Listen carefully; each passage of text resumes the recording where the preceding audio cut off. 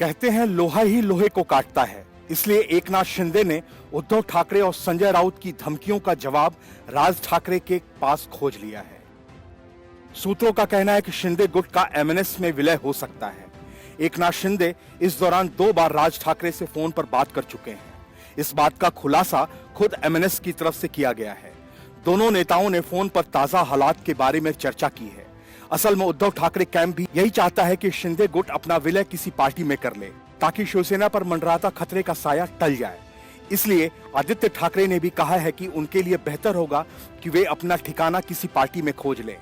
अगर शिंदे गुट का विलय एमएनएस में हो जाता है तो तब डिप्टी स्पीकर को नोटिस का कोई मायने नहीं रह जाता और मामला सीधे फ्लोर टेस्ट का हो जाएगा। हालांकि एकनाथ शिंदे ने महाराष्ट्र विधानसभा के डिप्टी स्पीकर नरहरि झिरवाल द्वारा उन्हें और 15 अन्य विधायकों को अयोग्य ठहराए जाने के नोटिस के खिलाफ उच्चतम न्यायालय का रुख किया। उनकी इस याचिका पर शीर्ष अदालत में सुनवाई होगी। एकनाथ शिंदे ने बाद में ट्वीट किया कि वह इसे अपनी नियति मानेंगे, भले ही उन्हें हिंदुत्व का पालन करने के लिए मरना पड़े। शिंदे गुट, जो 22 जून से गुवाहाटी के एक होटल में डेरा डाले हुए हैं, ने मांग की है कि शिवसेना को महाविकास अघाड़ी गठबंधन से हटाना चाहिए, जिसमें एनसीपी और कांग्रेस भी शामिल हैं। लेकिन शिवसेना ने भी हार मानने से इनकार कर दिया और असंतुष्टों को फिर से चुनाव लड़ने के लिए कहकर उनके खिलाफ कड़ा रुख अपनाया है। गठबंधन सहयोगी राकपा और उसके प्रमुख शरद पवार ने मुख्यमंत्री उद्धव ठाकरे पर भरोसा जताया है और कहा है कि जब तक जरूरत होगी पार्टी उनका और शिवसेना का समर्थन करती रहेगी। इस बीच शिवसेना प्रवक्ता संजय राउत का बयान पर पलटवार करते हुए शिंदे ने ट्वीट किया कि बाला साहब ठाकरे की शिवसेना उन लोगों का समर्थन कैसे कर सकती है जिनका मुंबई बम विस्फोट के दोषियों दाऊद इब्राहिम और मुंबई के निर्दोष लोगों को जान लेने के लिए जिम्मेदार लोगों से सीधा संबंध था, इसलिए हमने ऐसा कदम उठाया। इससे पहले संजय राउत ने शिंदे गुट पर जुबानी हमला करते हुए कहा था, ये जो 40 लोग गुवाहाटी गए हैं ना, उनकी बॉडी ही यहाँ आएगी, आत्मा नहीं आएगी। राउत ने कहा कि वे वहां तड़प रहे हैं, जब ये यहाँ उतरेंगे तो ये मन से जीवित नहीं रहेंगे। उनकी बॉडी पोस्टमार्टम के लिए सीधे महाराष्ट्र विधानसभा जाएगी। उनको पता है ये जो आग लगाई है उस आग में क्या हो सकता है। मुंबई आकर दिखाओ, मेरा चैलेंज है। Bureau report, news of India. जब से राहुल गांधी ने सचिन पायलट की धैर्य का उदाहरण देकर पार्टी के नेताओं और कार्यकर्ताओं को समझाया, उसी दिन से अशोक गहलोत सचिन पायलट के धीरज की कड़ी परीक्षा लेने पर उतारू हो गए। वे लगातार सचिन पायलट पर हमले करते जा रहे हैं, उनके समर्थकों को उकसाने की कोशिश करते जा रहे हैं कि धैर्य की सीमा टूटे। अशोक गहलोत के सीकर में दिए गए ताजा बयानों से सियासी पारा चढ़ गया है। एकजुटता के तमाम दावों के बावजूद गहलोत पायलट की सियासी अदावत जग जाहिर है, लेकिन सियासी बगावत का चैप्टर क्लोज होने के बाद यह पहली बार है जब गहलोत ने सीधे तौर पर सचिन पायलट की सरकार गिराने की साजिश में शामिल होने का आरोप लगाया है। बीते लंबे समय से गहलोत पायलट के बीच कोल्ड वार तो चल रहा था, लेकिन खुले तौर पर एक दूसरे का नाम लेने से परहेज किया जा रहा था। अब तक दोनों इशारों में एक दूसरे पर तंज कस रहे थे, लेकिन 2023 के विधानसभा चुनाव से महज 1.25 साल पहले यह लक्ष्मण रेखा टूटती हुई नजर आ रही है। मुख्यमंत्री गहलोत हमला तो केंद्रीय मंत्री गजेंद्र सिंह शेखावत पर बोल रहे थे, लेकिन बयान की सुई शेखावत के साथ सचिन पायलट पर भी घूम गई। दरअसल गजेंद्र सिंह शेखावत ने कुछ दिनों पहले सचिन पायलट से चूक होने का बयान दिया था।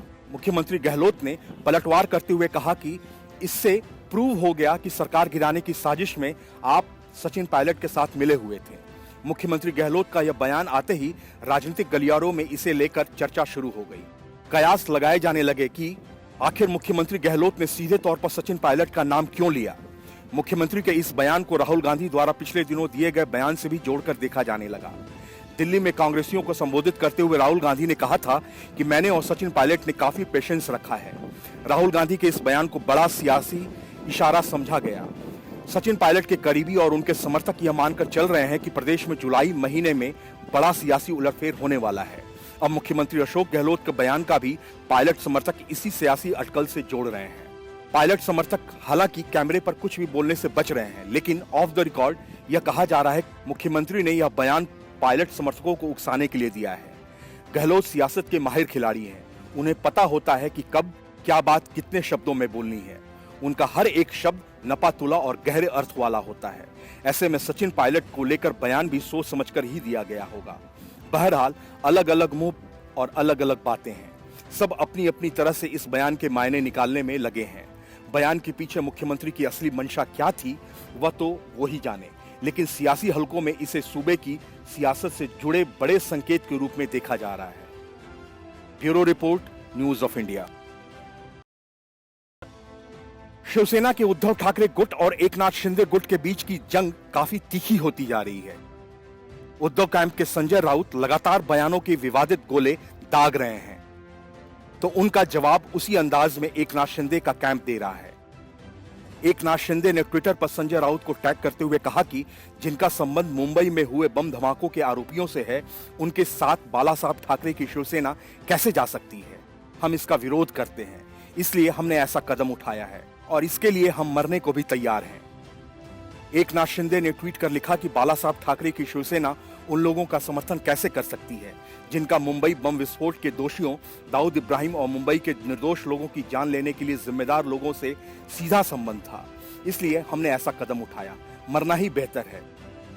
साथ ही शिंदे ने अपने अगले ट्वीट में लिखा कि हिंदू हृदय सम्राट बाला साहब ठाकरे के हिंदुत्व के विचारों के लिए और बाला साहब की शिवसेना को बचाने के लिए हम मर भी जाएं तो बेहतर है। अगर ऐसा होता है तो हम सब इसे अपना भाग्य समझेंगे। संजय राउत ने बागी शिवसेना विधायकों को जिंदा लाश कह दिया था। संजय राउत ने विवादित बयान देते हुए कहा था कि जो 40 लोग वहां हैं वे जिंदा लाश हैं, ये मुर्दा हैं, उनके शव यहां आएंगे, उनकी आत्मा मरी हुई है। ये 40 लोग जब उतरेंगे तो मन से जिंदा नहीं होंगे। उन्हें मालूम है कि ये जो आग लगी है उससे क्या हो सकता है, आकर दिखाएं वे। Bureau report, news of India. Maharashtra में सियासी संकट सुप्रीम कोर्ट तक पहुंच गया है। एकनाथ शिंदे गुट ने डिप्टी स्पीकर के नोटिस और विधायक दल के नेता के पद से हटाए जाने के खिलाफ सुप्रीम कोर्ट में याचिका दाखिल की है। इस मामले में सुनवाई जारी है। याचिका में शिंदे गुट ने साफ कहा है कि उन सभी ने उद्धव ठाकरे सरकार से अपना समर्थन वापस ले लिया है, इसलिए उनके पास कोई बहुमत नहीं है। इस वजह से अयोग्यता की कार्रवाई रोककर पहले फ्लोर टेस्ट कराया जाना चाहिए। सुप्रीम कोर्ट में दायर अपनी याचिका में एकनाथ शिंदे ने कहा कि महाविकास अघाड़ी गठबंधन ने सदन में बहुमत खो दिया है, क्योंकि शिवसेना विधायक दल के 38 सदस्यों ने अपना समर्थन वापस ले लिया है और इस तरह सदन में बहुमत से नीचे आ गया है। वहीं सुप्रीम कोर्ट में जारी सुनवाई के बीच शिवसेना के बागी नेता एकनाथ शिंदे के समर्थक ठाणे में उनके समर्थन में उनके आवास पर एकत्रित हो गए हैं। पूरी सुनवाई का लाइव प्रसारण शिंदे गुट होटल से दिखेगा, जिसके लिए उन्हें लिंक भेज दिया गया है। जस्टिस सूर्यकांत और जस्टिस जेबी पारदीवाला की बेंच इस मामले की सुनवाई कर रही है। महाराष्ट्र के राज्यपाल भगत सिंह कोश्यारी भी कोरोना संक्रमण से ठीक होकर अस्पताल से राजभवन वापस लौट आए हैं। इस बीच कोश्यारी ने केंद्रीय गृह सचिव को पत्र लिखकर बागी विधायकों के परिवारों को तुरंत सुरक्षा मुहैया कराने के निर्देश दिए हैं। शिवसेना नेता एकनाथ शिंदे और बागी विधायकों के खिलाफ बॉम्बे हाईकोर्ट में भी याचिका दायर की गई है। इस जनहित याचिका में कहा गया है कि शिंदे गुट के विधायक अपने कर्तव्यों का पालन नहीं कर रहे हैं। उन्हें फिर से अपने कार्यालयों में काम करने का निर्देश देने की मांग की गई है। मुख्यमंत्री उद्धव गुट ने डिप्टी स्पीकर से 16 बागी विधायकों की सदस्यता रद्द करने की मांग की थी। इस पर कार्रवाई करते हुए डिप्टी स्पीकर ने उन विधायकों को नोटिस भेजा था और इस मामले पर जवाब देने के लिए विधानसभा में हाजिर होने को कहा था। यहीं से शिवसेना के बागियों और उद्धव ठाकरे के बीच शुरू हुई सत्ता की जंग में शिंदे गुट की ओर से सुप्रीम कोर्ट में डिप्टी स्पीकर के नोटिस के खिलाफ याचिका दाखिल की गई है। याचिका में मांग की गई है कि 16 बागी विधायकों के खिलाफ डिप्टी स्पीकर की कार्रवाई पर रोक लगाई जाए। इस याचिका में अजय चौधरी को शिवसेना विधायक दल का नेता बनाने की कार्यवाही को भी शिंदे गुट की तरफ से गैर कानूनी बताया गया है।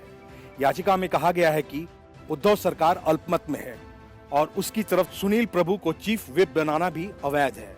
गौरतलब है कि शिवसेना के 38 बागी विधायकों के समर्थन के साथ एकनाथ शिंदे ने अपने गुट को ही असली शिवसेना बताया है।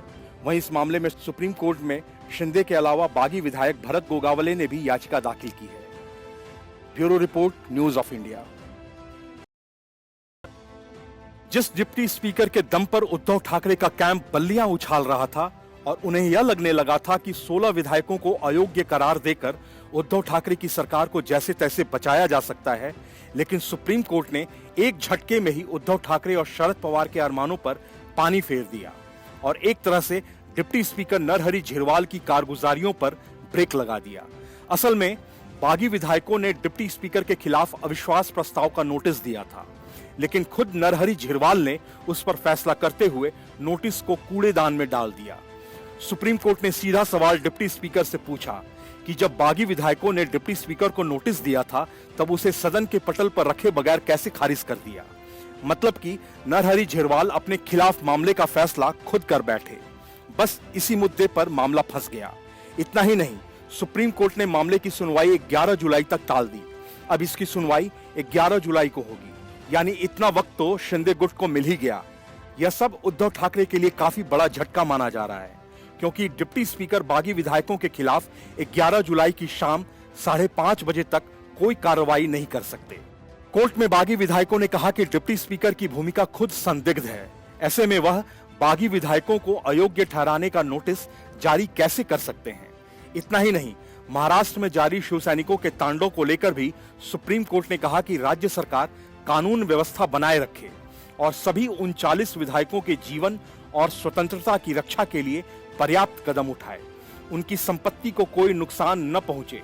इससे पहले जस्टिस सूर्यकांत ने सभी पक्षों को सुनने के बाद बागी विधायकों को अयोग्य ठहराए जाने के डिप्टी स्पीकर के नोटिस पर रोक लगा दी है। सुनवाई के दौरान जस्टिस ने पूछा कि आप हाईकोर्ट क्यों नहीं गए, तो शिंदे के वकील नीरज किशन कौल ने कहा कि कानून हमें सुप्रीम कोर्ट आने से नहीं रोकता। पहले भी ऐसे मामलों में सुप्रीम कोर्ट ने आदेश दिए हैं। उन्होंने कहा कि जो लोग अल्पमत में हैं, उन्होंने व्यवस्था पर कब्जा कर रखा है। हमें जान की धमकी दी जा रही है, हमारी लाश लौटेगी जैसी बातें कही जा रही हैं। जिस स्पीकर को बहुमत का समर्थन हो वह फ्लोर टेस्ट से क्यों डरेगा। कौल ने कहा कि महाराष्ट्र विधानसभा नियमावली के नियम 11 का भी पालन नहीं किया गया। 14 दिन का नोटिस दिया जाना चाहिए था, फिर नोटिस को विधानसभा में आगे विचार के लिए रखा जाना चाहिए था। इस बात से कोई फर्क नहीं पड़ता कि अभी विधानसभा का सत्र नहीं चल रहा है। शिवसेना के अनुरोध पर डिप्टी स्पीकर ने शिंदे और अन्य 15 बागी विधायकों को नोटिस जारी किया था और 27 जून शाम तक जवाब दाखिल करने को कहा था। शिवसेना ने 16 बागी विधायकों को निलंबित करने का डिप्टी स्पीकर से अनुरोध किया था। इस नोटिस को लेकर एकनाथ शिंदे और 15 अन्य बागी विधायकों ने सुप्रीम कोर्ट का दरवाजा खटखटाया था। Bureau report, news of India.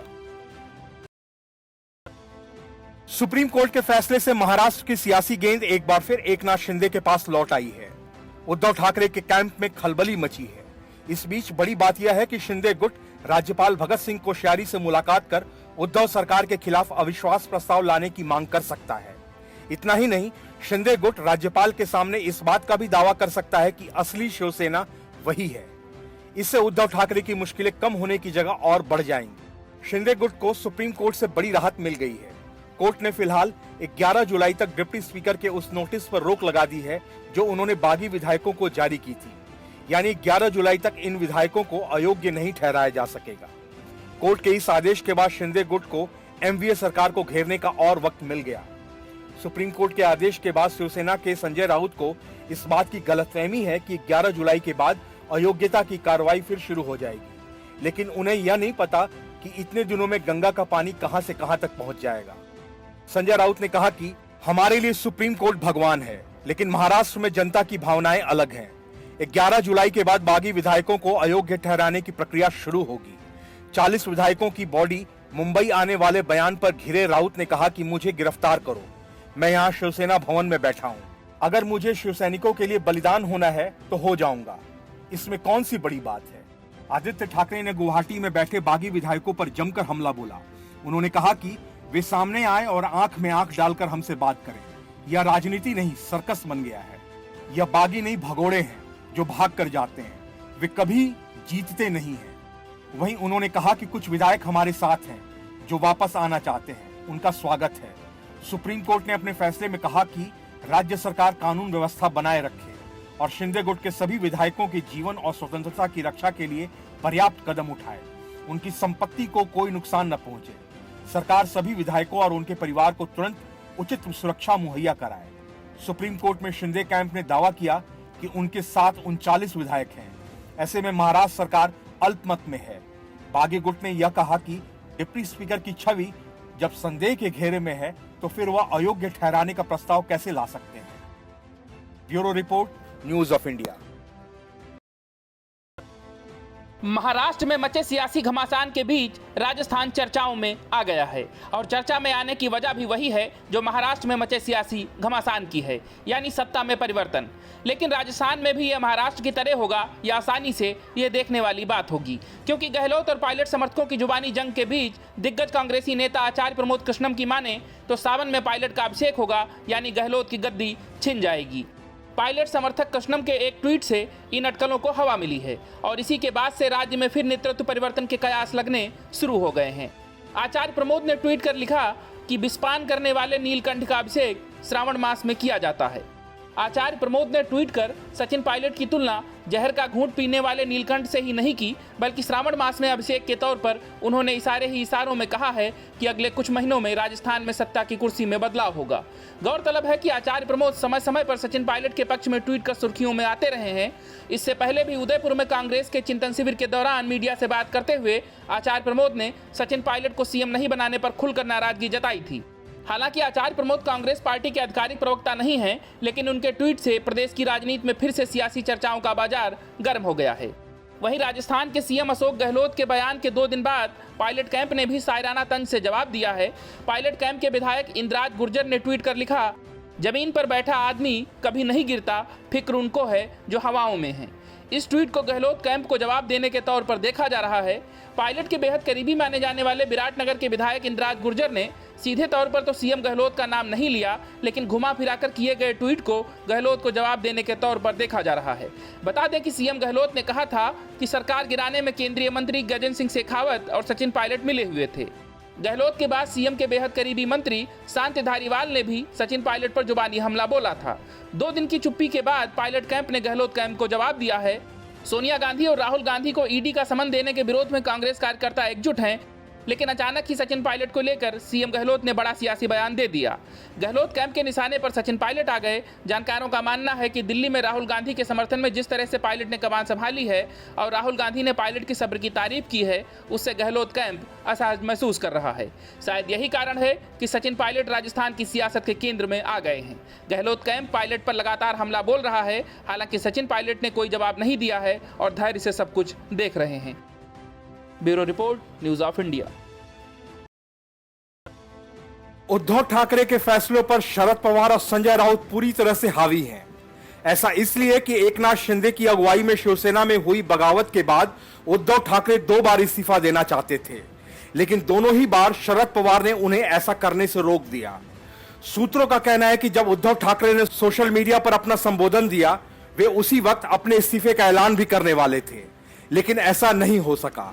सवाल यह है कि आखिर शरद पवार ने उद्धव ठाकरे को इस्तीफा देने से क्यों रोका, जबकि पवार यह बेहतर जानते हैं कि सरकार का बच पाना बेहद मुश्किल है, और वह भी तब जब एक करके 39 विधायक उद्धव ठाकरे से बगावत कर चुके हैं। दूसरी तरफ संजय राउत जिस सड़क छाप भाषा का इस्तेमाल बागियों के खिलाफ कर रहे हैं, उससे उद्धव ठाकरे की ज्यादा फजीहत हो रही है। बगावत के बाद उद्धव ठाकरे की शान में संजय राउत तगड़ा बट्टा लगा रहे हैं। सवाल यह है, आखिर एमवीए के सर्जक शरद पवार और संजय राउत आखिर चाहते क्या हैं? उद्धव ठाकरे की फजीहत के अलावा और कुछ सामने दिख भी नहीं रहा।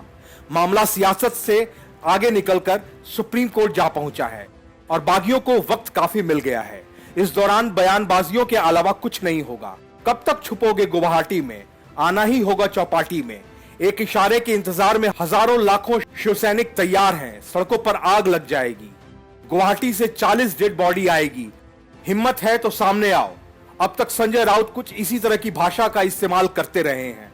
संभव है कि 11 जुलाई तक वे कुछ और वाक्य गढ़ लें और उनके हमले और तीखे हो जाएं।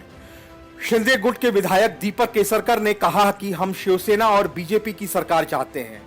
प्रदेश में बेहतर सरकार बनेगी तो बेहतर काम होगा। उन्होंने कहा कि महाराष्ट्र सरकार अल्पमत में है। उद्धव ठाकरे सरकार को हार मान लेनी चाहिए और उन्हें इस्तीफा दे देना चाहिए। सुप्रीम कोर्ट ने विधायकों की अयोग्यता के डिप्टी स्पीकर के फैसले को 11 जुलाई तक रोक दिया है। आदेश पर शिवसेना सांसद संजय राउत ने कहा कि हमारे लिए सुप्रीम कोर्ट भगवान है, लेकिन महाराष्ट्र में जनता की भावनाएं अलग हैं। 11 जुलाई के बाद बागी विधायकों को अयोग्य ठहराने की प्रक्रिया शुरू होगी। 40 विधायकों की बॉडी मुंबई आने वाले बयान पर घिरे संजय राउत ने कहा कि मुझे गिरफ्तार करो, मैं यहाँ शिवसेना भवन में बैठा हूँ। अगर मुझे शिवसैनिकों के लिए बलिदान होना होगा तो मैं हो जाऊंगा। इसमें कौन सी बड़ी बात है। आदित्य ठाकरे ने गुवाहाटी में बैठे बागी विधायकों पर जमकर हमला बोला। उन्होंने कहा कि वे सामने आए और आंख में आंख डालकर हमसे बात करें। यह राजनीति नहीं, सर्कस बन गया है। यह बागी नहीं, भगोड़े हैं। सुप्रीम कोर्ट ने अपने फैसले में कहा कि राज्य सरकार कानून व्यवस्था बनाए रखे और शिंदे गुट के सभी विधायकों के जीवन और स्वतंत्रता की रक्षा के लिए पर्याप्त कदम उठाए। उनकी संपत्ति को कोई नुकसान न पहुंचे। सरकार सभी विधायकों और उनके परिवार को तुरंत उचित सुरक्षा मुहैया कराए। Bureau report, news of India.